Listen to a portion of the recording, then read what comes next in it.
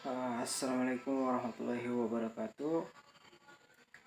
Perkenalkan, nama saya Galang Putra Malasugi, mahasiswa semester 5 dengan NIM 931421226 dari kelas A Manajemen. Di sini saya membuat video ini untuk memenuhi tugas akhir saya di mata kuliah perencanaan SDM yang diampu oleh ibu dosen yang dengan hormat saya sebut namanya, yaitu Ibu Eka Sapfitri Apriliani Isa SE MM. Baiklah, saya di sini akan memaparkan materi saya mengenai studi kasus yang telah diberikan, yang dimana tentang penyempurnaan suffering pada perusahaan B1. Baiklah, langsung saja. Yang pertama, pendahuluan. Kasus perusahaan B1 yang dihadapkan pada krisis keuangan pada tahun 2007 dan menghadapi mandat pengurangan biaya sebesar 700 juta dolar pada tahun 2009. Rencana pengurangan biaya mencangkup konsolidasi dan perampingan fungsi, pengurangan lapisan manajemen, dan menghilangkan sekitar 2.000 pekerjaan. Namun mandat tersebut tidak memicu kekacauan besar dalam perencanaan ketenagakerjaan, menunjukkan pentingnya perencanaan tenaga kerja yang terintegrasi dengan visi bisnis jangka panjang untuk mengantisipasi kebutuhan strategis bisnis dan memastikan bahwa memiliki tenaga kerja yang dibutuhkan untuk kebutuhan tersebut. CEO Frank William dan timnya mengimplementasi perencanaan dengan merinci, melibatkan pemimpin bisnis dan menggunakan model perencanaan tenaga kerja yang komprehensif.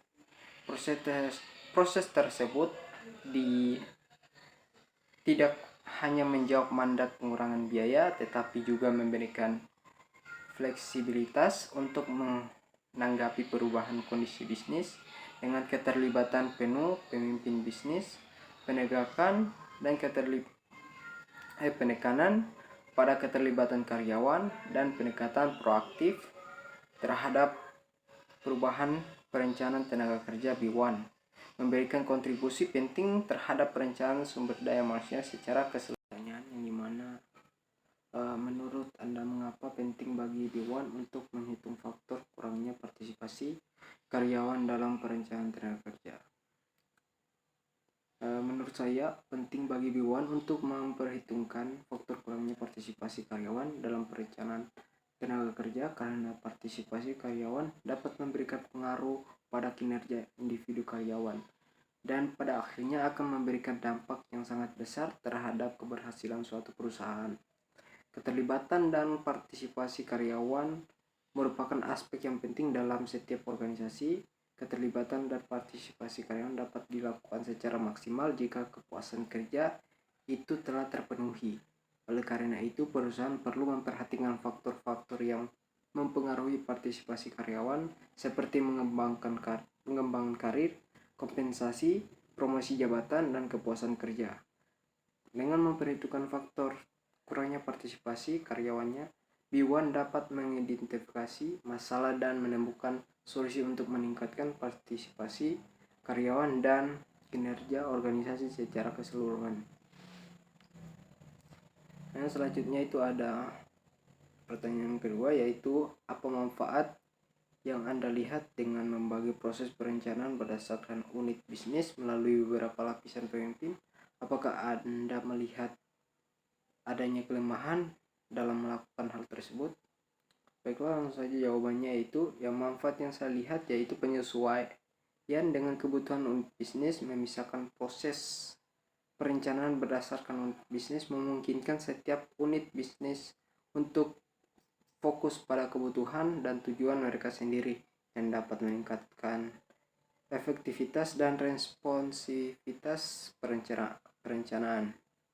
Yang selanjutnya, meningkatkan akuntabilitas. Dengan memisahkan proses perencanaan, setiap unit bisnis dan lapisan pemimpin akan lebih akuntabel atas hasil perencanaan mereka sendiri yang dapat meningkatkan kualitas perencanaan dan pelaksanaan.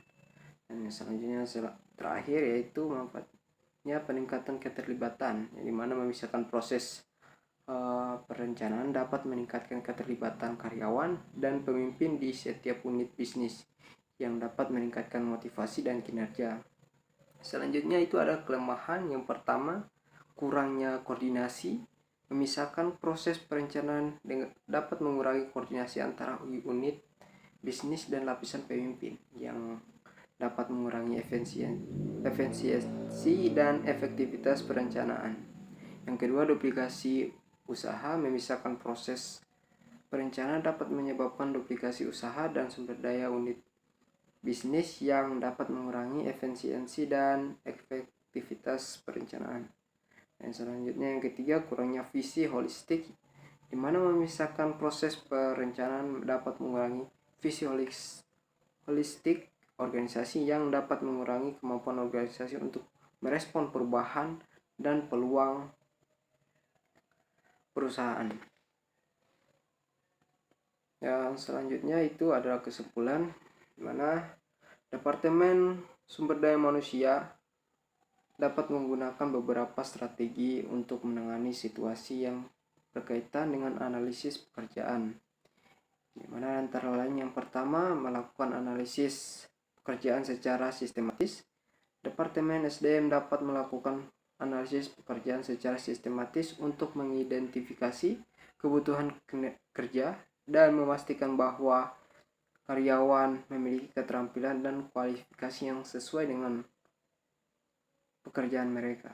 Dan yang kedua, melibatkan karyawan dalam proses analisis pekerjaan. Departemen SDM dapat melibatkan karyawan dalam proses analisis pekerjaan untuk memastikan bahwa deskripsi pekerjaan dan spesifikasi di setiap posisi akurat dan relevan. Hal ini dapat meningkatkan partisipasi karyawan dan memastikan bahwa mereka merasa dihargai dan terlibat dalam proses perencanaan tenaga kerja. Dan selanjutnya yang terakhir, menggunakan hasil analisis pekerjaan untuk perencanaan sumber daya manusia. Departemen SDM dapat menggunakan hasil analisis pekerjaan untuk merencanakan sumber daya manusia, memastikan bahwa organisasi memiliki karyawan yang berkualitas dan berkarakter yang dapat meningkatkan kinerja organisasi secara keseluruhan.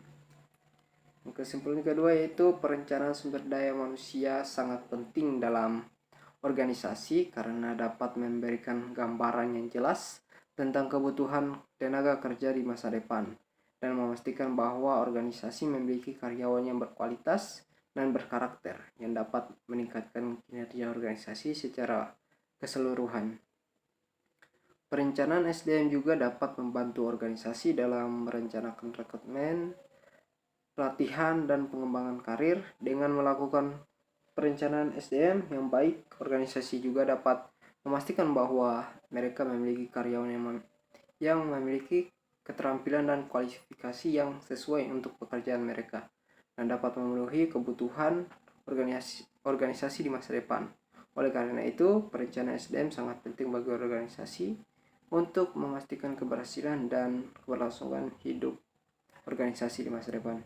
Baiklah, sekian presentasi yang bisa saya paparkan pada video ini. Wassalamualaikum warahmatullahi wabarakatuh.